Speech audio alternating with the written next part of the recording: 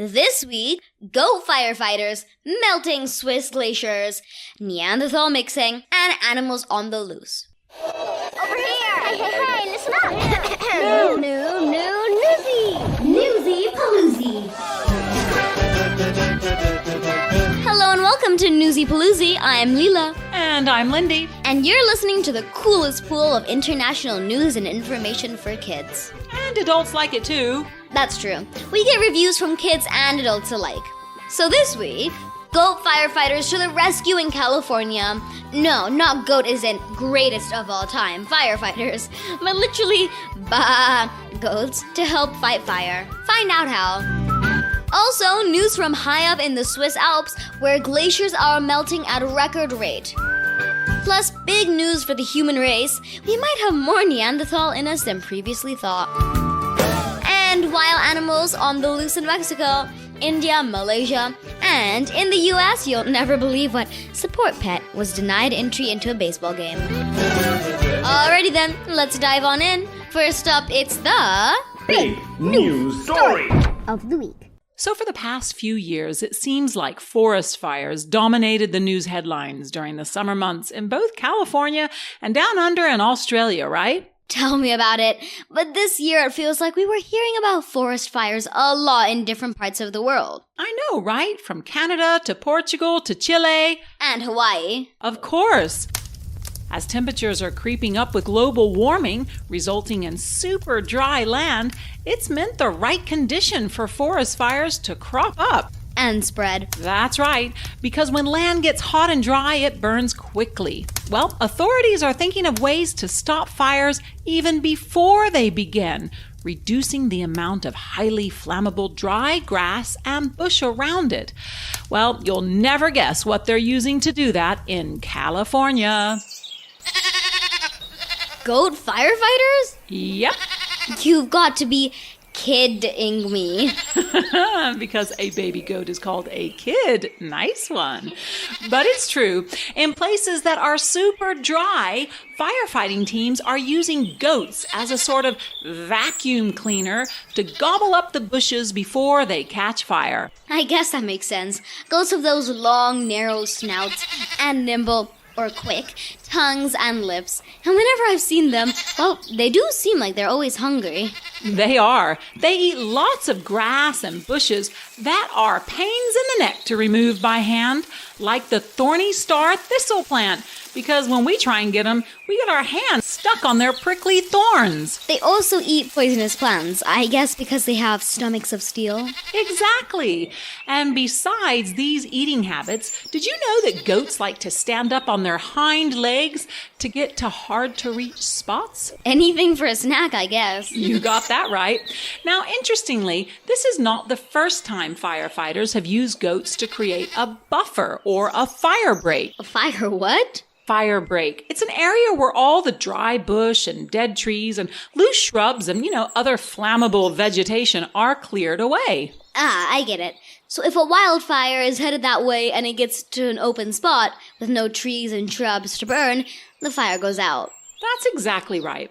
A fire break breaks the fire before it reaches people's homes. And firefighters have been using goats and cows and sheep, for that matter, for years in other places in the world where it's dry. Smart. Genius, actually.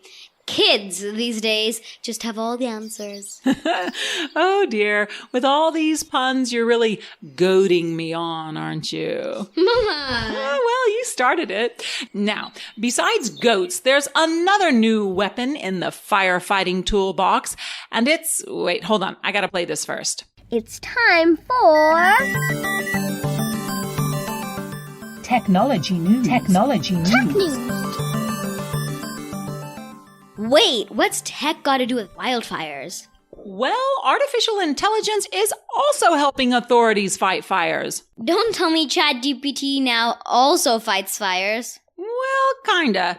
AI is being used to locate and identify fires in places where there's little to no visibility, as in you can't see them. Okay, so how does that work? Well, at the Cleveland National Forest in San Diego County in California, for example, there are about 1,000 cameras stationed in different parts of the forest. Recently, a camera with AI was able to identify a small fire and alert authorities, who then went to contain the blaze to a small 10 by 10 foot area. Wow, that's pretty amazing. I guess the fire would have been burning out of control otherwise. Completely. So here's to a mix of old and new school firefighting techniques. Hooray! Now I believe we're staying outside for our next story, right? Because it's time for... It's the call of nature. Nature. Get on your safari suit Or squeeze into your scuba gear. and get ready to hop into a Jeep. Or a submarine. Submarine. Because Mother Nature is calling. Nature. So, Mama, So, Leela. when you hear Swiss Alps, what comes to your mind? The famous book or story, Heidi, the movie, The Sound of Music, and of course, fashionable ski slopes. Exactly. It's not like glaciers comes first to mind, right? Oh yeah, no, I mean, you're right. Yeah, the Swiss Alps are also known for glaciers. Guess how many there are? Glaciers in the Swiss Alps? So not the neighboring French, Italian, or Austrian Alps, okay? Right, just Switzerland. Huh, 200? No way. More like 2,000. Well, 1,800 to be precise, including the region's longest one, the Allllllllll Glacier. Wow, that's a lot of glaciers, which, of course, are masses of ice that move slowly down a valley. Right. Only there's a problem. Oh. Yup. And for this, we gotta head to our Swiss correspondent, Avani Jade Prasad, who's got the story. Merci, Lila. You're right. There's a big problem these days with Switzerland's alpine glaciers. They're shrinking, and the rate at which this is happening is being described by authorities as mind-blowing. We're talking 10% of their ice volumes has totally disappeared in just 2 years. The last time they shrunk by that much, it took 3 decades to happen, from 1960 to 1990. But now it's just taken 2 years. Why? Well, for a start, rising temperatures. Switzerland has just experienced its 3rd hottest summer on record, but also there has been less snow than usual too. Put the two things together and, well, we're in meltdown mode. Most of the world's mountain glaciers, which are remnants from the last ice age, in case you didn't know, are retreating due to climate change. But those in European Alps are smaller and don't have as much ice cover, making them more exposed and vulnerable. So, if greenhouse gas emissions continue to rise, the Alps glaciers are likely to shrink by more than 80% by the 2100s. And that is really mind-blowing. Reporting on the Swiss Alps, I'm Avani Jade Prasad for Newsy Paloozy. Thanks a lot, Avani, for that important story. What's that? I'll tell you what. That's the halftime bell, which means it's time to hear what's making news around the rest of the world. Hold on tight. It's Around the World in 80 seconds. Whoa, hold tight. The Nobel Prize in Physics is awarded to 3 scientists who created rapid flashes of light to capture the shortest of moments. Put another way, they created tiny pulses of light so short they can be used to watch the inner workings of atoms. In Peru, while workers were installing a new gas line below the city streets in the capital Lima, guess what they discovered? None other than 8 mummies and a wealth of artifacts from before the Inca era. They were buried in a sitting position, wrapped in funeral bundles made of cotton. Over in Asia, a critically endangered Sumatran rhinoceros calf is born at a national park in Indonesia, where such rhinos were once found in great numbers before illegal poaching and habitat loss nearly wiped them out. The calf's birth represents hope for the threatened species. And get ready for a ring of fire. Yes, an annular, as in ring-shaped, solar eclipse will make its appearance in the skies over North, Central, and South America on October 14th. It's a rare and dazzling event, so those of you in America, mark your calendars. Big Neanderthal news this week. Neanderthals, as in the ancient human-like creatures with huge foreheads and unibrows? Those are the ones, but they may be more human than we thought. What? Well, we're related to Neanderthals. They're not just our very distant caveman cousins.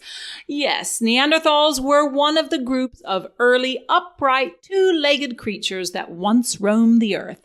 They're an extinct species or subspecies of archaic humans. They look pretty similar to us, but were a bit shorter and stockier. Stockier means like sturdy? Yes, exactly. They looked, beefy. And like you said, they had deep-set eyes and prominent jaws and a long, sloping forehead. So whatever happened to them? Well, a new species of human developed who had bigger, smarter brains and who were more mobile. They are called Homo sapiens. That's the group that we're from. Yes, exactly. But now researchers have found out that we may have more Neanderthal in us than we once thought. What do you mean, in us? Well, a few years ago, some scientists in Sweden mapped the Neanderthal DNA genome. The what? The Neanderthal DNA genome. It's basically a list of all the genes. Genes as in, the building blocks of life that everything is made up of. Well, this was a list of genes that made up Neanderthal people. And what they discovered when they looked closely at this list was that some of the Neanderthal genes were passed down to us, the Homo sapiens. Wow, so I could be part Neanderthal? Yes, ma'am, you could be. Well, maybe. We'd have to run a few tests to know for sure. But what scientists have found was that Neanderthal DNA was linked to the shape of people's noses, their fertility, as in the ability to produce babies, and even their immune system. That's pretty incredible. I guess calling someone a Neanderthal won't be an insult anymore. I guess you're right. And finally, let's see what the Lucky Dip machine has for us this week. Step right up. Have a go at the Lucky Dip machine. The Lucky Dip machine. What's it going to be today, eh? An oddball, no doubt. An oddball, no doubt. Oh, yes, indeed. We don't have just one oddball, but this week 4, in fact, have come out of the machine. What? Is it broken? Nope. There have just been so many odd stories about, wait for it, animals on the loose. Cue the music, mama. First, we start in Mexico, where a family was enjoying a birthday picnic at a Monterey park, when all of a sudden, they had an unexpected visitor. None other than a hungry bear. Yes, without a care in the world, the bear began to eat their tacos and tamales. Acting like a mama bear herself, the birthday boy's mother held him tight, shielding his eyes, keeping him calm, while the family sat frozen, not daring to upset the beast during his feast. After a few moments eating all he could, the bear casually sauntered away. Meanwhile, all the way across the world, right here in India, just a few miles from us in fact, at the Delhi Zoo, some work was going on next to a certain animal enclosure. Without thinking, workmen had casually knocked out a small hole in the wall just big enough for 2 animals to escape. Which animals? None other than 2 5-foot-long baby marsh crocodiles, also known as muggers. Yes, it was half an hour before they were discovered and put in a more secure enclosure. Luckily, it was just before the zoo opened to the public. Nearby in Malaysia, a woman decided to clean her porch just before daybreak when she felt something biting her leg. Turning a light on, she sees what she thinks is a monitor lizard, only it's a lost baby crocodile. No, not the one from the Delhi Zoo. But still, if there's a reason not to clean your house too early, this is it. And finally, spinning the globe back around to the US, you won't believe what kind of pet a man tried to get into a Major League Baseball game in Philadelphia.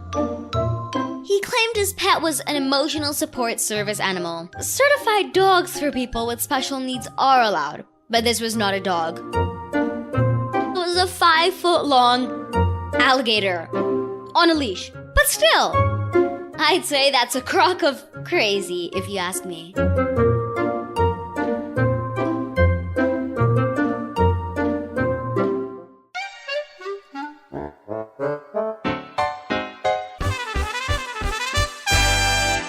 And it's time to wrap up the podcast with the top 5 facts heard today. Fab fact number 1. Goats are helping firefighters in California by clearing out dry grass and bush. What makes them so good at doing this? Their nimble tongues and lips. Fab fact number 2. In fact, these goats eat lots of grass and bushes that are a pain to remove by hand. Like which thorny plant? Star thistle. Fab fact number 3. This is not the first time firefighters have used goats to help create a fire break, which is what? A fire break is an area where all vegetation has been cleared away and so acts as a buffer, breaking the fire. Fab fact number 4. Switzerland's alpine glaciers are losing 10% of their volume in just 2 years because of rising temperatures and less snow than usual. What are glaciers and how many does Switzerland have? Glaciers are masses of ice that move slowly down a valley, and Switzerland has 1,800 of them. Fab fact number 5. Scientists have just discovered that we Homo sapiens are more related to our Neanderthal cousins than we thought. What unique characteristics did these cousins have? Prominent foreheads and deep-set eyes.